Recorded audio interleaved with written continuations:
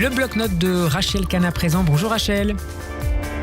Bonjour Steve. Et merci de nous rejoindre en direct. Vous êtes essayiste, auteur notamment d'Encore debout, La République à l'épreuve des mots, publié aux éditions de l'Observatoire. Et vous aussi, chère Rachel, vous avez été interpellée par ce courrier adressé hier, notamment à la chef de la diplomatie européenne, par Benjamin Haddad, le ministre français délégué chargé de l'Europe, à propos de ses soupçons de détournement de fonds européens au profit du Hamas ces 5 dernières années.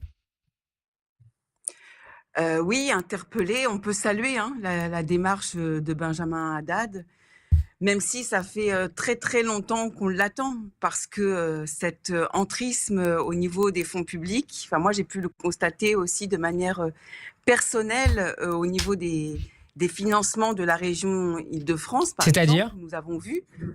C'est-à-dire qu'en fait, lorsque nous avons certaines associations, il faut les contrôler avant de les financer, et c'est pas un contrôle superficiel qu'il faut faire.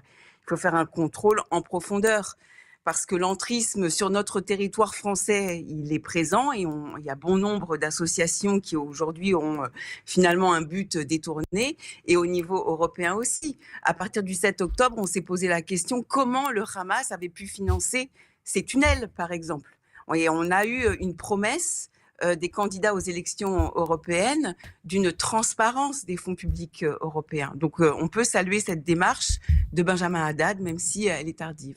Et vous espérez qu'elle aille plus loin, puisqu'il demande aujourd'hui à l'Union européenne de mener une enquête? Ah bah oui, il faut que l'enquête soit menée et qu'elle aille jusqu'au bout. De toute façon, l'humanitaire, cet objectif-là, ce droit humanitaire, ce devoir humanitaire ne peut pas être le masque des terroristes. C'est impossible.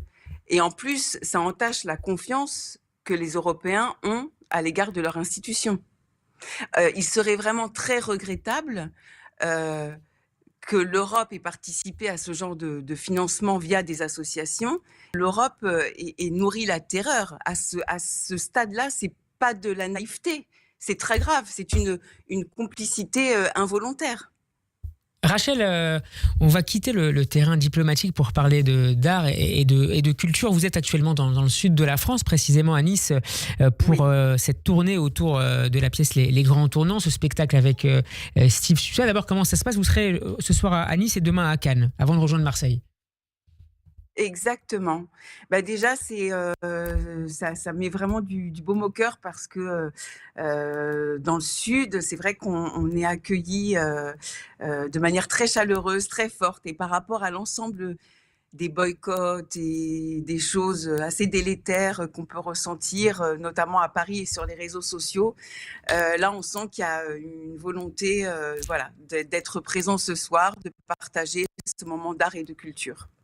Rachel, pour terminer, vous êtes entrée en contact, et vous allez continuer à le faire dans les prochains jours, avec les communautés juives respectives de ces villes. Est-ce que l'ambiance et les émotions, les réflexions sont assez similaires à ce que vous entendez ici en Île-de-France?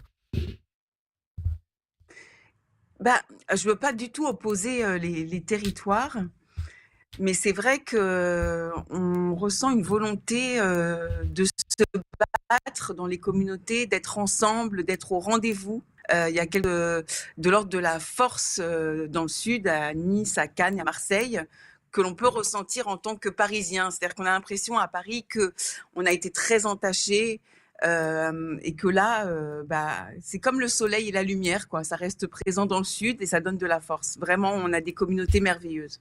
Eh bien, tous mes vœux de réussite pour ce spectacle Les Grands Tournants, donc ce soir à Nice, avant de rejoindre Cannes demain, et samedi soir après Shabbat Marseille. À la semaine prochaine, Rachel. Au revoir, Steve.